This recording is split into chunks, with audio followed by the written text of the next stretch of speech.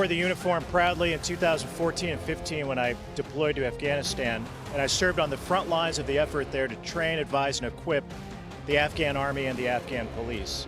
And as a foreign military sales officer, my job was to help on the front end and the back end of acquiring American military equipment to turn it over to the Afghans and train them on how to use it.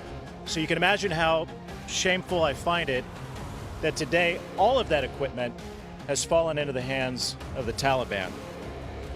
Because of the negligence of this administration and the hasty retreat that they led out of Afghanistan, they have left $85 billion worth of American equipment in the hands of our enemy, the Taliban. 75,000 vehicles, over 200 airplanes and helicopters, over 600,000 small arms and light weapons. The Taliban now has more Black Hawk helicopters than 85% of the countries in the world.